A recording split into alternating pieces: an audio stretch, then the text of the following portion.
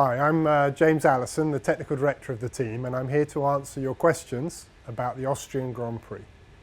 The opening lap of the Austrian Grand Prix was quite exciting. Our pole sitter, Valtteri, made a poor start and lost several places, only to regain most of them to retake second place in turn 4 with a very dramatic overtake on Verstappen and Raikkonen.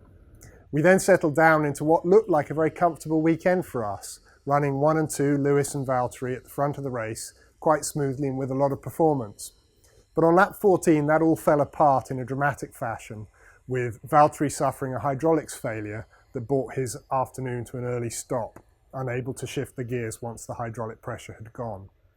His failure also then caused problems on the other side of our garage because it brought out a safety car, a virtual safety car, that we didn't handle terribly well on the strategy side of the company, meaning that Lewis lost out to the other people that were chasing him and made his weekend then a really difficult thing. In the end, that came to naught in any case, because he too suffered a DNF later on in the race with a fuel pump failure on his power unit, causing us to have to stop the car and ending his race there. The weekend went on to have Verstappen come home in an unexpected first place, trailed by the 2 Ferraris of Raikkonen and Vettel. Thank you, Ali, on Instagram for the $1 million question of the weekend, which was why we didn't stop Lewis when the virtual safety car came out.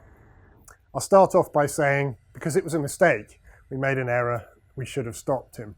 But I'll explain a little bit of our thinking and just put a bit of the strategist's dilemma to you. First of all, strategy is one of those really odd things where it's incredibly obvious in hindsight what you should have done. Even my mum could do the right thing if she had the benefit of all the hindsight that we have after the decision is taken.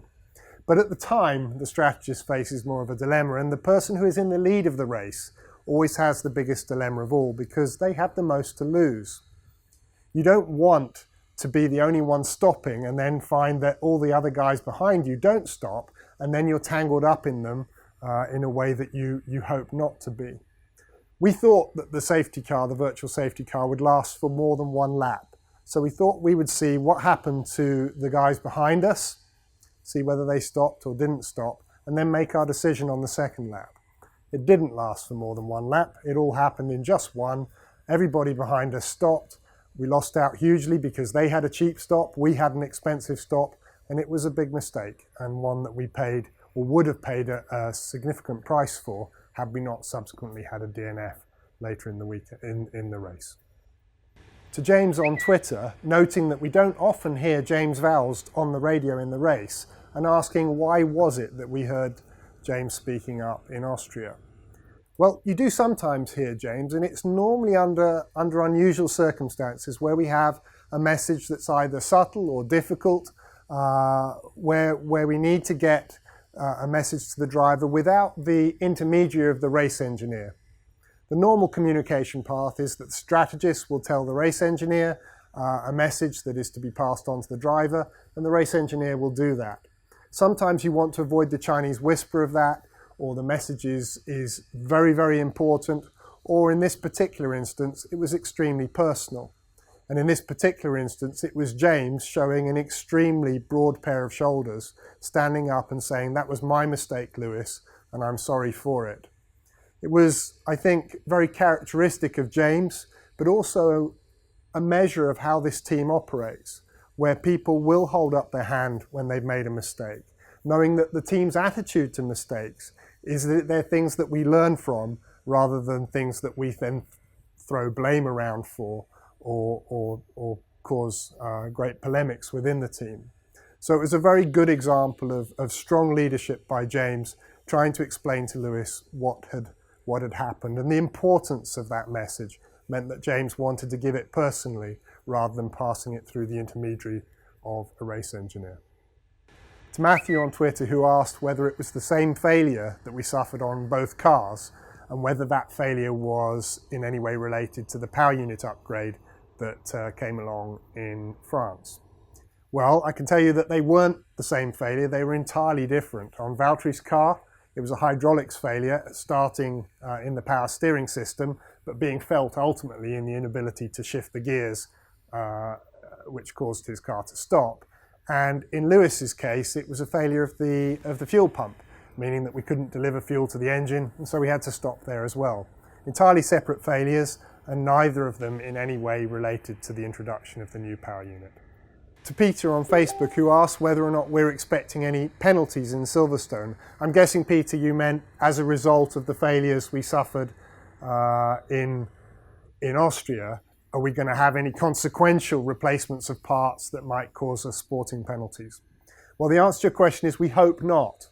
We hope not, because we think both of the failures that we had were confined to the items that failed, and they're both things that can be replaced without having to break into the sealed areas of the car that attract sporting penalties.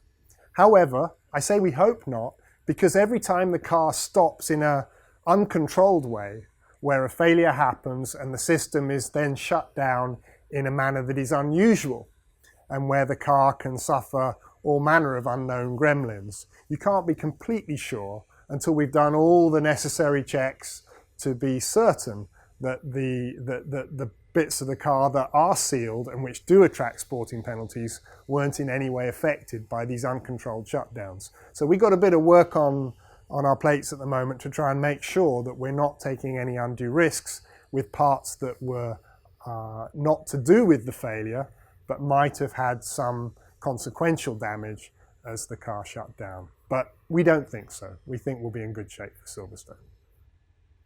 Thank you to Sophie on Twitter, whose question was, why was there so much blistering on the tyres in Austria? Well, lots of teams suffered blistering on race day in Austria, and it was quite a warm day. It was quite a warm day, and it's also a track that has some very demanding corners. Very, very fast series of flowing corners around the last part of the lap that puts a very high thermal burden on those tyres.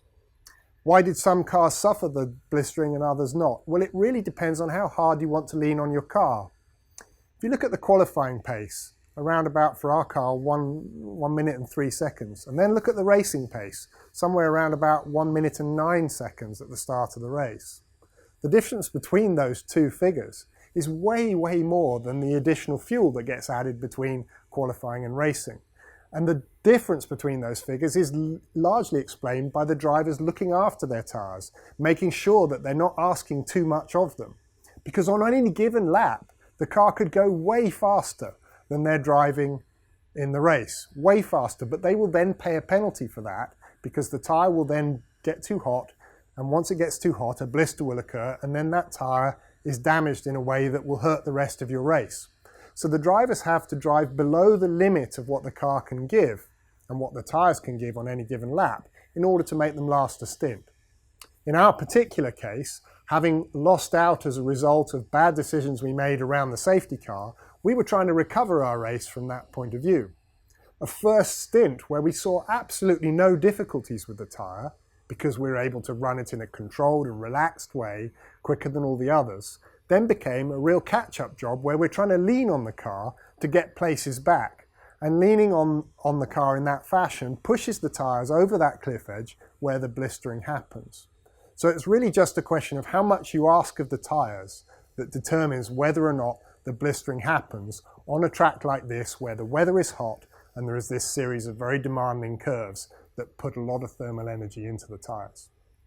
Thank you for your questions. We'll be back next week after the final of this triple header of European races, and hopefully with our chance at redemption having brought us somewhat better results than Austria did.